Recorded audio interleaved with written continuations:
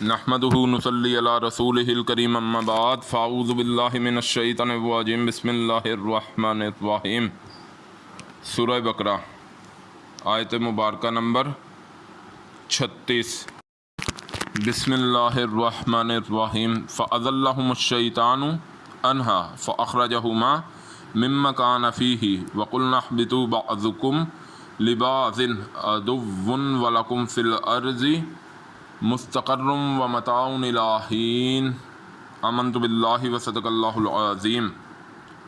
ترجمہ: پھر ورگلایا ان کو شیطان نے اس سے، پس نکال دیا ان دونوں کو اس چیز سے کہ تھے بیچ اس کے، اور کہا ہم نے اترو، بعضے تمہارے واسطے بعض کے دشمن ہیں اور واسطے تمہارے بیچ، پس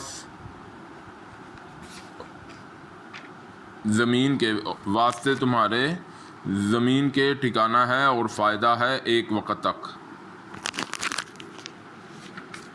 اب اس آیت مبارکہ میں جس جگہ پہ مضمون بفضل خدا آ رہا ہے کہ شیطان نے انہیں جو ورگلایا اور ورگلا کے انہیں اس سکون، اس جنت سے جس کا اشارہ دیا جا رہا ہے، پیچھے بتایا بھی گیا اور جنت کی ہم نے سمجھنے کی بھی کوشش کی کہ جس آرام سے سکون میں وہ تھے اس سے نکلوا دیا۔ تو ایک تو یہ بات سمجھ آ جانی چاہیے کہ شیطان دشمن ہے اور انسان کو سکون میں وہ نہیں رہنے دے گا۔ دنیا کا جو معاملہ جو اس نے اپنا مشن لیا ہے وہ اس مشن میں پوری سر توڑ کوشش میں لگا ہوا ہے اور وہ نہیں اسے باز آئے گا۔ اس آیت مبارکہ سے جو سبق لینا چاہیے ہمیں وہ یہی ہے۔ اور دوسرا جو بتایا جا رہا ہے، اور کہا اترو، بعضے تمہارے واسطے بعض کے دشمن ہیں۔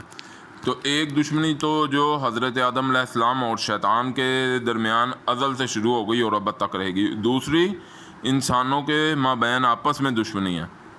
وہ کیا؟ بعضے تمہارے بعض کے دشمن ہیں۔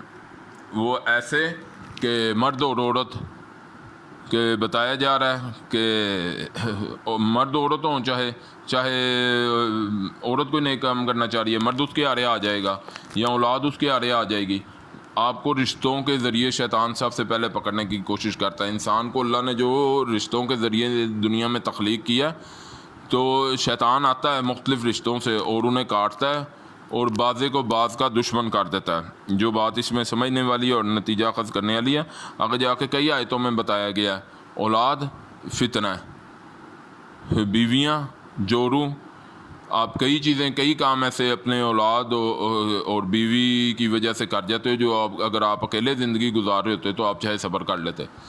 تو اس آیت مبارکہ سے جو سبق لینے والا ہے وہ یہ لینا چاہیے کہ عورت اور مرد کے درمیان، انسانوں کے درمیان، اور پھر یعنی کہ مرد اور عورت، آدم علیہ السلام کی تخلیق میں تو مرد اور عورت برابر دونوں، پیچھے نقطہ سمجھایا بھی تھا، نقطہ تو نکاح کے بعد عورت پیچھے آتی ہے، مرد آگے جاتا ہے۔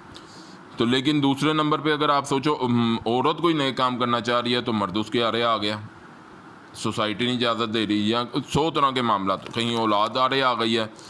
تو یہ آپ جب اللہ سے اپنا رشتہ اور ناطہ مضبوط رکھو گے، پھر ہر رشتے کو اس ترازو میں تول کے دیکھو گے، یہ میرے آرے تو نہیں آ رہا، کوئی بھی رشتہ ہو تو بعضے تمہارے بعضے کے دشمن ہیں۔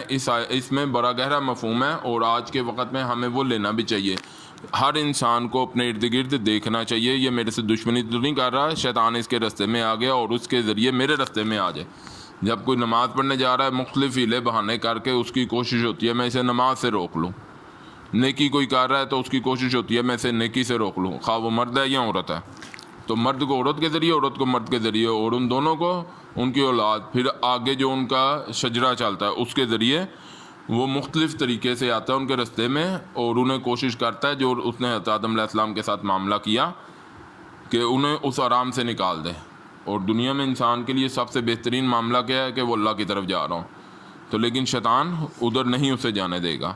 یہ ذہنی طور پر اللہ تعالیٰ تیار کر رہے ہیں کہ انسان ذہنی طور پر تیار ہو تو یہ مشقت میں جو زندگی اسے دی گئی ہے اس کے لیے تیار رہے۔